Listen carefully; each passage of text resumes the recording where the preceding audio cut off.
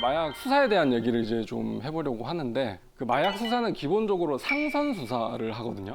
상선이 뭐냐면 마약을 투약한 사람 입장에서 그 사람한테 마약을 준 상위의 단계에 있는 사람을 상선이라고 그러고 그 상선을 기준으로 이 투약자는 하선이 되는 거죠. 그래서 그 마약을 투약한 사람들이 검거가 되면 아, 나 저 사람한테 마약 샀어라고 해서 그 상선을 이제 속칭 또 내린다라고 하거든요. 상선을 이제 내려서 제보를 하면 그 상선에 대한 추적을 해서 그 사람을 검거하게 되는 과정입니다. 그래서 요새 뭐 MZ세대라는 말처럼 이제 세대 간을 어쩌고 구분하는 말들이 좀 유행을 하고 있는데 마약 세계도 올드보이와 영보이가 존재합니다. 그 OB와 YB가 하는데 이 사람들의 어떤 그 범행 수법이 완전 다르기 때문에 검사로서 수사할 때도 그 접근 방법이 다르거든요. 올드보이 분들은 이제 연령대가 한 40, 50대 분들이죠. 대면 거래를 원하세요. 이게 마약의 은어 중에 하나가 이제 오른손 왼손 거래라고 오른손 왼손? 스쳐 지나가면서? 만나서 오른손에 마약 주고 왼손에 그 돈을 준다라는 의미로 그러니까 손손 거래라고 하거든요. 그래서 이분들은 컴퓨터 조작이 좀 쉽지 않고 예를 들어서 뭐 텔레그램이나 이런 그 메신저 기능에 잘 익숙하지 않으니까 손손 거래를 좋아합니다. 그래서 이 올드보이들은 그 제보자의 진술에 좀 의존해서 수사가 이루어집니다. 그래서 투약자들이 이제 검거가 돼서 그 상선에 대해서 제보를 하면 패턴이 똑같습니다. 전화하거나 뭐 문자로 필로폰이 이제 은어가 술이니까 술 남은 거 혹시 있으세요? 너무 급해서 그런데 그럼 어디로 와? 해서 이제 가죠. 그러면 이제 그 사람이 말로서는 이제 증거가 남죠. 저 사람한테 내가 얼마 주고 샀다라는 진술이 있고 그 다음에 전화했다라면 통화 내역이 남아 있을 것이고 발신 기지국 위치 추적을 하니까 자기 집에서 전화 건네요. 그다음에 상대방 집에서 전화 건 내역이 있다. 그럼 그 진술 믿을 만한 거죠. 이런 식으로 해서 그 진술을 보강한 이제 증거를 수집하는 방식으로 수사가 이루어집니다. 반대로 그러면 영보이들은 지금 어떻게 하느냐? 20, 30대들은 대면하는 걸 별로 좋아하지 않습니다. 그 텔레그램으로 주로 이제 소통을 하거든요. 그 텔레그램의 특성이 상대가 한 사람이라도 그 대화방을 나가버리면 그 대화방이 이제 다 폭파가 돼버리고 뭐 비밀 대화방을 또 차려서 일정한 1분 시간이 지나면 다 그냥 자료가 삭제되는 그런 식으로 이제 보안성이 강화되니까 구매해서 투약한 사람을 잡아도 그 상선을 모르는 겁니다. 대면을 해서 하질 않았으니까 그래서 이 영보이들의 수사는 상선 추적이 굉장히 어려운 그런 특징이 있습니다. 자, 그러면 제가 화면 하나 보여드리겠습니다.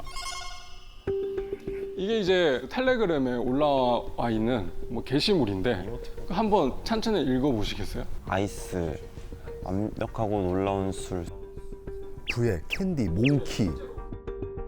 이게 실제로 그 마약방 내에서 은어로 이제 메뉴판이라고 하는 건데 그 하나의 마트에서 그냥 진열된 상품처럼 이렇게 판매를 하고 있어요. 수류탄 2개랑 캔디 하나 주세요. 약간 이런 느낌인가요? 그렇죠. 네. 별의별 말이 다 있네. 아이스라는 게 이제 필로폰의 은어거든요. 그래서 얼음, 뭐 차가운 술, 필로폰을 뜻하는 거고 대만과 멕시코는 밀수한 필로폰의 원산지입니다. 원산지 표기까지. 원산지 표기까지 할 정도로. 그다음에 0.5G가 이제 0.5g이 35만 원이라는 뜻이고 1g은 55만 원. 이게 근데 실제로 이 사람들을 그 휴대폰을 압수수색 해보면 이렇게 돼 있습니다. 1G 얼마예요? 그러니까 한글로 1G. 아, 1G. 예, 그다음에 반지 그런 식으로 표현합니다. 그 밑에 저기 쭉 써 있는 것도 다 약의 종류예요? 그렇죠. 부액이라고 부르는 거는 이제 합성 대마라고 해서 그 전자담배. 전자 맞습니다. 예. 그 JWH018이라고 해서 그 필로폰보다 더 이제 그 환각 정도가 높은 굉장히 좀 중한 마약. 그다음에 캔디가 도리도리라고 하는 MDMA입니다. 저렇게 각시탈 부스터 이거는 이제 그 성분을 자기 마음대로 이제 조합을 하거나 뭐 신상 마약이라고 해서 그 텔레그램 마약 방에서 유통되는 뭐 특별한 마약이라고 볼 수 있는 거죠. 이거 칵테일 메뉴네요. 그렇죠. 그런 겁니다. 네. 그렇습니다. 이해가 너무 잘 된다, 그러니까. 그래서 제가 이제 검사로 재직할 때 이 텔레그램 마약방의 운영 방식에 대해서도 정보를 수집을 해야 되고 이 마약류 시세, 그다음에 혹시 신종 마약이 나오진 않은지 이런 걸 알아보려고 저 마약방에 이제 저도 이제 회원으로 가입해가지고 오, 잠이 자기가 아니지만 그냥 그 방에 들어가 있는 겁니다. 그러면 알람이 정말로 거의 뭐 5분 단위로 울립니다. 그 정도로 거래가 활성화돼 있고 제가 있었던 방은 거의 뭐 회원이 4,500명 정도의 방도 있었으니까 생각보다 정말 어마합니다. 그래서 어떻게 보면 지금 청소년들의 마약이 급증하고 있는 원인 중에 가장 큰 것도 이렇게 비대면 거래가 활성화되니까 인터넷 거래하듯이 주문하고 바로 이제 배송을 받을 수 있다는 점에서 굉장히 좀 쉽게 접근을 하는 것 같습니다. 실제로 얼마 전에 고등학교 3학년 친구들이 그 부모님한테 공부 좀 해야 되겠어. 그래서 공부방을 하나 만들어줘. 공부에 집중할 수 있게. 그래서 오피스텔에 이제 공부방을 하나 만들어줬는데 거기에 이제 고3 친구 3명이 아지트로 활용을 해서 텔레그램 마약방을 통해서 마약류를 판매를 해서 벌어들인 범죄 수익이 1억 2천만 원 정도 될 정도로 세상에. 그 결국 3명은 다 이제 구속이 됐죠.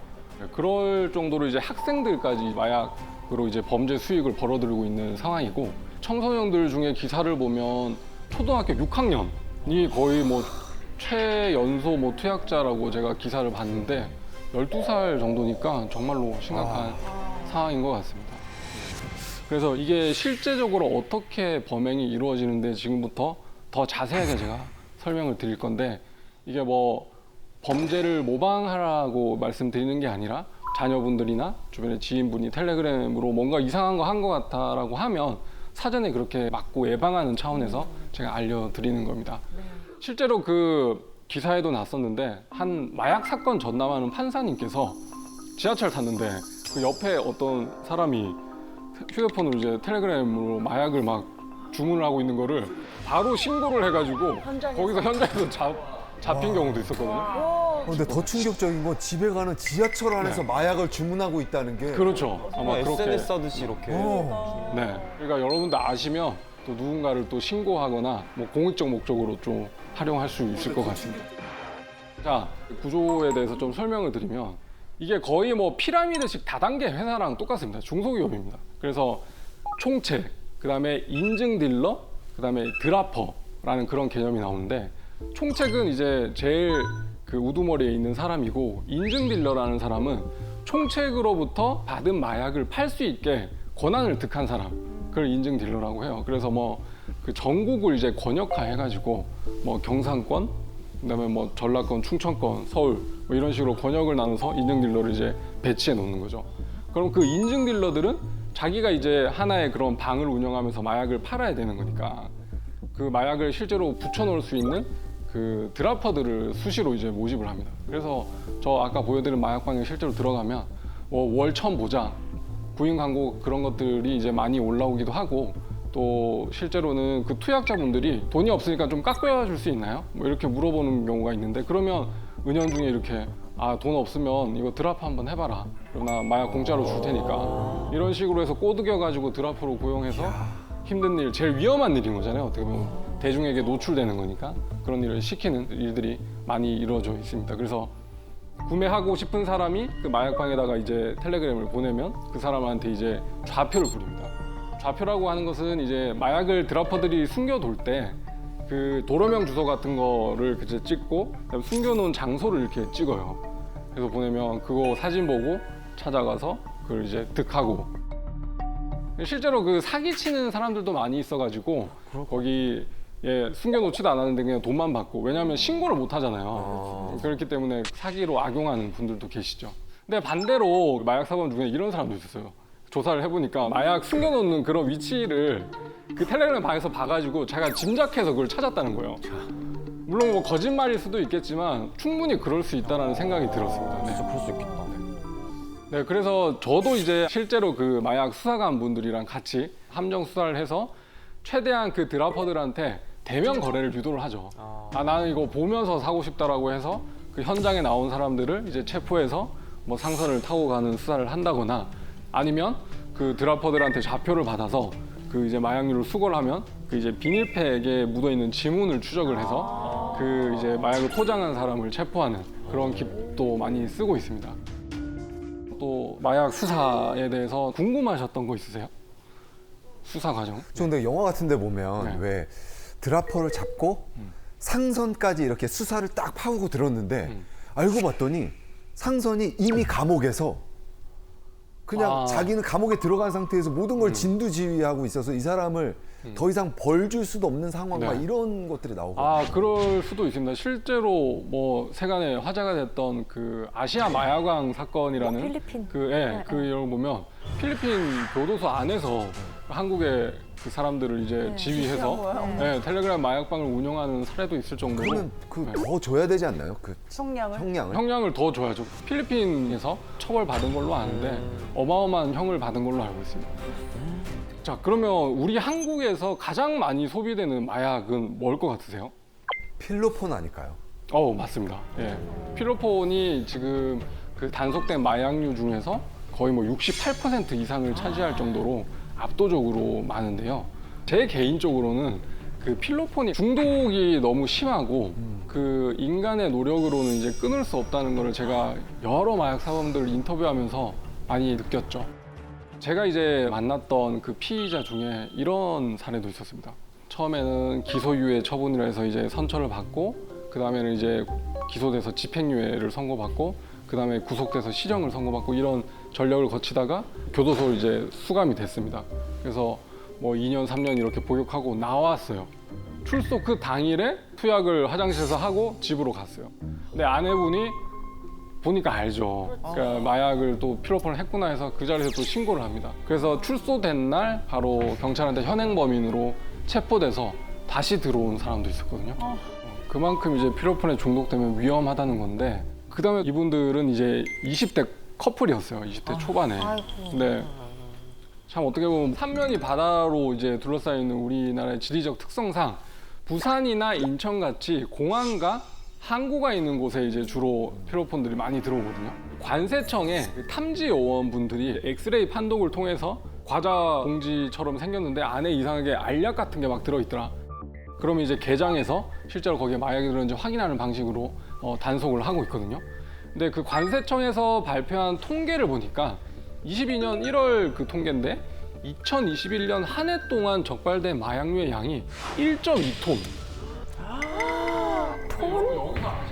근데 여러분 여기서 아셔야 될 게, 그게 관세청에서 엑스레이를 통해서 적발된 게 그 정도 양인데 적발되지 않고 통과된 것까지 치면 어마어마한 양인 거예요. 적발된 게 맞나요? 아니면 통관된 게 맞나요? 통과된 게 더 많다라고 보고 있습니다. 예. 이게 그 왜 그러냐면, 그게 탐지하는 요원들의 숫자는 사실 한정돼 있는데 그 물량이라는 거는 계속 뭐 보내면 되지 않습니까? 그러니까 적발이 정말 어려운 것이 현실입니다. 네. 이게 밀수의 법정형 자체가 거의 뭐 10년 이상 징역을 선고받을 정도로 굉장히 중한 범죄인데 그래도 밀수를 한단 말이죠. 왜 하는 것 같으세요? 돈이 많이 되는, 역시 돈이겠죠 뭐. 그렇죠. 돈이 됩니다. 돈이 얼마나 되냐? 거의 8배에서 10배 정도의 원가보다. 미국에서 그 필로폰의 도매가가 뭐 예를 들어서 100원이면 한국에 들어오는 순간 800원으로 뛰는 것처럼 거의 8배의 도매가가 뛰는데, 그 도매가에서 또 소매가로 소분해서 판매를 하는 경우까지 생각하면 정말로 어마어마한 수익을 벌어들이게 되는 거죠. 그래서 이 밀수사범, 사실 뭐 속칭 빠꼼이라고 하는데, 이 사람들은 어떻게 하냐면 해외에서 마약을 한 5, 6개를 동시에 그냥 뿌립니다. 그 중에서 하나만 통과된다는 생각으로 보내는 거예요. 이 사람들이 이제 마약을 보내면 계속 하는 게 수시로 이제 배송 트래킹 추적을 해요. 1번부터 5번까지 중에 지금 4번부터 5번은 바로 이제 통관이 됐는데 이거는 지금 한 2, 3일 걸리네? 그러면 그거 그냥 포기해버립니다. 안 받아버려요. 그러면 이 사람들 입장에서는 어차피 하나만 통과해도 그 5개 다 통과 안 돼도 엄청난 이익을 남기는 거니까 그런 식으로 지능적으로 범죄를 하기도 합니다. 아, 나쁜 놈들 진짜. 밀수가 들어왔을 때 관세청에서 적발이 되면 그 물건이 정상적인 국제 우편물인 것처럼 집으로 이제 배송을 가는 거예요. 그래서 수사관이 우체국인 것처럼 이제 가장을 해서 가는 거죠. 그런 수사를 우리가 통제 배달이라고 합니다. 컨트롤 딜리버리라고 해서 그 수사관과 같이 이제 그 물건을 가지고 가서 그 물건이 본인 거 맞으세요? 해서 맞습니다 하고 PD에 딱 서명하면 긴급 체포해서 데려오는 거죠. 근데 이게 그 코로나 시국에는 진짜 수사하기가 힘들었던 게 비대면이었어요. 그래가지고 문 앞에 놓고 그냥 가는 게 원칙이었다 보니까 그 사람이 맞는지 계속 감시하고 있어야 되는 거예요. 그러네. 예. 그래서 공개된 주택 같은 경우에야 옆에 차 대고 이제 계속 그래도 편하게 좀 앉아 있을 수 있겠지만 아파트 뭐 7층이다 8층이다 이러면 그 감시가 그게 용이한 곳을 이제 확보하기가 쉽지 않으니까 굉장히 좀 애로가 있었던 기억이 납니다. 사전에 그 누가 받을지 인적사항을 특정할 수가 없거든요. 그래서 보는 순간에 그냥 긴급으로 체포를 해서 집으로 들어갑니다. 집에 들어가서 그 사람의 휴대전화나 뭐 혹시 보관하고 있는 마약류는 없는지 압수수색을 실시하거든요. 실제로 이 밀수사범들을 현장에서 만나면 자백하는 사람이 한 명도 없었습니다. 다 이거 내가 시킨 거 아니라거나 안에 마약류가 들어있는지 몰랐다. 내 물건은 맞지만. 그래서 이 수사하는 입장에서는 마약류와 관련된 증거를 이제 수집하는 데 사활을 겁니다. 그래서 주거지 압수수색을 통해서 혹시나 마약류가 발견됐다. 그러면 그 사람은 평소에도 마약류를 취급하는 사람이니까 이게 하나의 보강 증거가 될 수 있고 또 휴대폰을 압수수색 해봤더니 해외에서 보낸 그 배송책이 그 송장을 이제 사진 찍어서 보내주는 경우가 많으니까 송장까지 있으면 그 사람이 이제 범인이라고 알 수 있는 거죠. 그다음에 또 마약 수사에서 특이한 게 마약 수사는 마약류에 대해서 이제 압수를 하잖아요. 근데 마약류를 이미 투약해가지고 없어요. 그래도 너는 마약류 대신에 마약류에 상응하는 돈을 내라고 해가지고 그 돈을 추징을 해요. 그래서 취급했던 마약류가 소비되고 없어져도 그 돈을 이제 추징을 하는데 그럼 계산을 해야 되잖아요. 그 마약류가 얼마인지. 그래서 이제 대검찰청에서는 한 달마다 그 전국의 그 마약류 시세를 조사를 합니다. 근데 어떻게 보면 시장 가격이 있어요. 시장 가격이 없지만 이게 실제로 사건에서 이렇게 얼마에 판매되는지를 거래 이제 가격. 그렇죠. 메모를 해가지고 통계를 냈고 아까처럼 뭐 텔레그램 마약광도 참고를 해서 가격을 매기죠. 제가 이제 작년 2022년도 상반기에 이제 시세 조사 결과를 보니까 필로폰이 1G 1g에 한 70만 원에 거래가 됐어요. 근데 그게 비싸다. 한 5년 동안 변함없는 가격이었거든요. 근데 거의 뭐 2달 간격으로 가격이 뚝뚝 떨어지더니 마지막 퇴임할 때는 한 40만 원까지 내려가는 경우도 있어요. 그만큼 많이 그만큼 들어온다. 많이 들어와.